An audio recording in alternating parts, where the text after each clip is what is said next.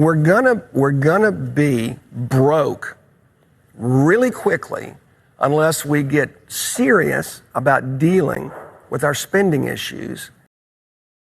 Paul Tudor Jones, one of Wall Street's legendary investors, says we are going to be broke really quickly unless we get serious about our spending. And let me tell you, the government is panicking today, following the unrelentless rise in 10-year Treasury yields up another 1.5 basis points today. Janet Yellen today, the Treasury Secretary, which is literally the one that is authorizing the Treasury to sell all of this government debt, had an unscheduled press conference today to try to slow down the rise in 10-year Treasury yields. U.S. Treasury Secretary Janet Yellen says bringing deficits under control will help ensure demand for U.S. debt, because that's what it really has been happening over the past couple of years. The U.S. government is spending like we are in some kind of crisis, and the world has been buying this debt largely in lockstep with inflation expectations and,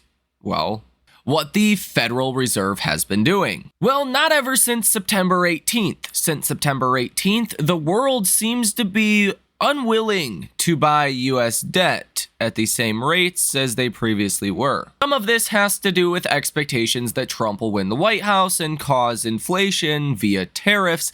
Some of this also has to do with just increased inflation expectations over the next 10, 20 years. But some of it also has to do with the fiscal irresponsibility in Washington. And U.S. Treasury Secretary Janet Yellen says fiscal deficit reduction is required over the coming years. Basically, in translation, we're not going to do anything about this today, at least not while I'm the Treasury Secretary, but the next guy or gal that takes the job is going to have a problem. And they are panicking because nobody in the government or the Fed was expecting, after they cut rates 50 basis points, that 10-year Treasury yields would go on this kind of a rally. And it really freaked the government out yesterday when 10-year Treasury yields jumped about 12 basis points, which is half the size of a normal rate cut, which is crazy. Oh, and as I mentioned, we actually rose 12 basis points yesterday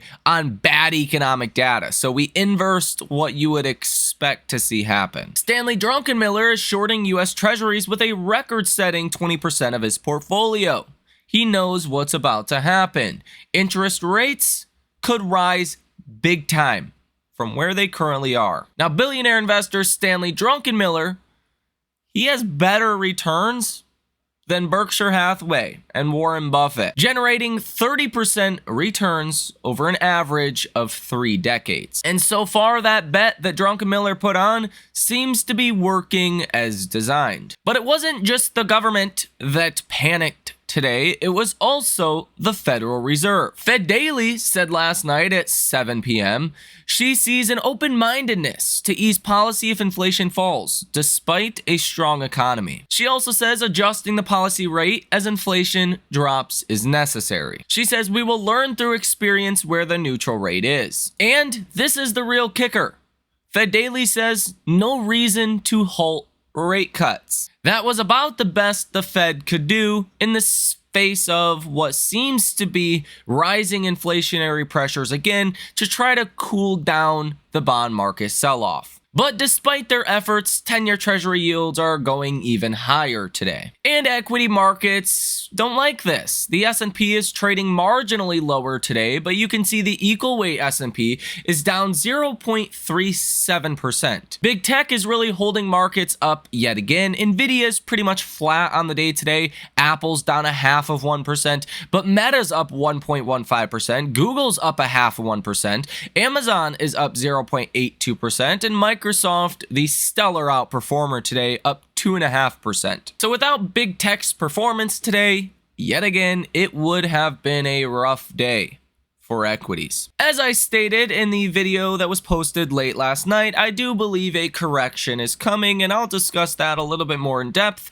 later throughout this video. But before that, it's being reported that corporate insiders are dumping shares at the fastest pace in more than 3 years. And famous short seller Carson Block says close your eyes and buy big US stocks, which some people are saying is an indication of the markets hitting a top. In geopolitical news today, Israel says a very significant attack will be carried out on Iran soon. This planned attack on Iran will be the beginning of a war that will last several months. And just in citing local Israel news, the army has completed its preparations to attack Iran, and it seems that it will be within days. So if we already didn't have enough to worry about, the economy slowing down, the bond market breaking, we also have geopolitical tensions that seemingly will rise in the coming days. Bank of America cites a risk for markets, which is a rare occurrence these days. They say there is a bearish divergence on the weekly RSI. That's basically when the RSI fails to hit higher levels, which is where we are today. And they reference this higher low bearish divergence tends to lead to larger market declines than just typical corrections. Funstrat on X writes, the SPX daily cycle seems to confirm a downtrend bias for November. SPX daily cycle composite suggests November could prove to be a consolidation period. And the US dollar index has done it again. DXY is back above its 200-day moving average for the first time since early August. And for anyone that is unfamiliar with the dollar and how it works, when the dollar strengthens, it tends to be bad for equities. When the dollar falls, it tends to be good for equities, or at least is stable, it tends to be good for equities. You can see the period of 2022, the dollar went up about 20%. That was this period here where it was just unrelenting dollar strength. Well, you have started to see a lot of dollar strength also in recent weeks. The reason the dollar strengthening is typically bad news for stocks is because think about it like this. If you are a company, let's say Tesla, and you sell cars in China and you take in Chinese currency, but you're a US based company, if you take in that Chinese based currency, convert that to a strong dollar, you're going to get less dollars. Let's say if you're Tesla and you take in this Chinese currency and you theoretically convert that Chinese currency to a weak dollar, you're going to get more dollars.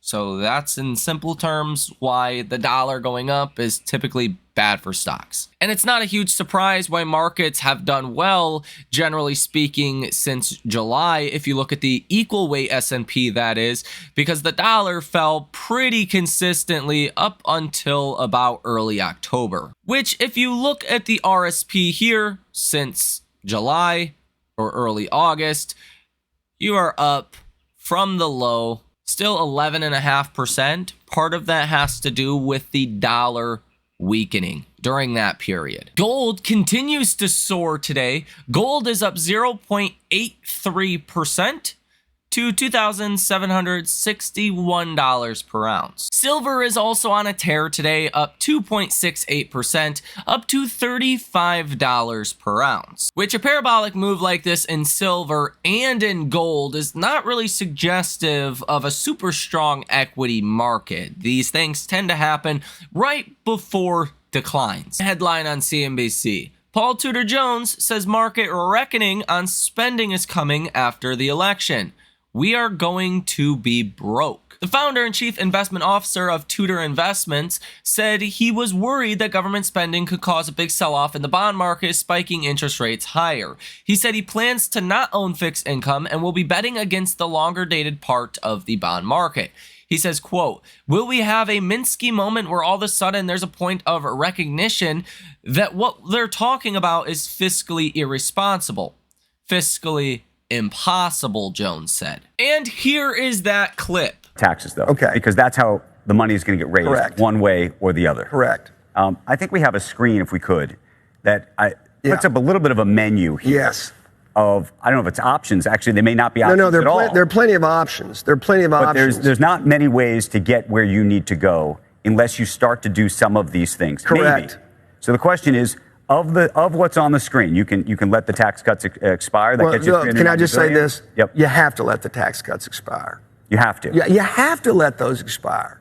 That's $390 billion. We're going to have, again,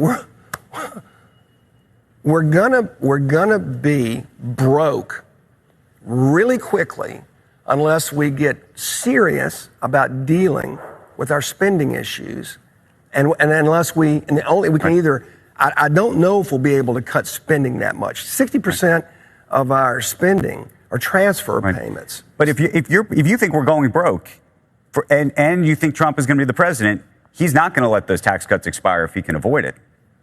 The thing He does not want the corporate tax rate to go to 25%, as you're suggesting it'll have to. He's suggesting it should go to 15%. I'm saying that to get us to the point where we stabilize debt to GDP at where it is right now, here's what you need to do. You need to let the Trump tax cuts expire. That's $390 billion. You need to raise the payroll tax on every single working person, 1%. That's another big slug. You need to... What do you think that does to jobs? We're clearly going to have a period of contraction, which hopefully, that's why I was going to say, it's going to be really important for the Fed to be able to offset the fiscal contraction area that's going to come. Then you want to increase the individual tax rate all the way to the top rate of close to 50%. No, hold it. Yep. I don't want to do any of this stuff. What I'm telling you is that we've got to be serious about where we are fiscally. And so I'm giving you, there's a whole set of options, right? We could go in and cut 25% of the federal workforce. Some people may do that.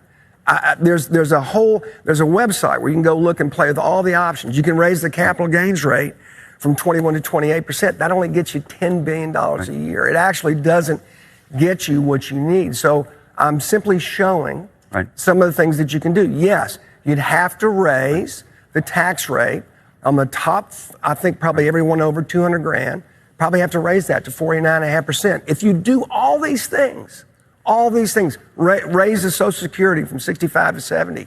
If you do all these things, means test, Medicare, if you do all these things, all you do is you get to a primary balance. What that means is you stabilize debt to GDP. You're still actually increasing your debt. Right. You're still actually increasing it because it excludes the interest cost, which, oh, by the way, the interest bill this year is larger than every single line item except Social Security. It's larger than defense spending, larger than Medicare.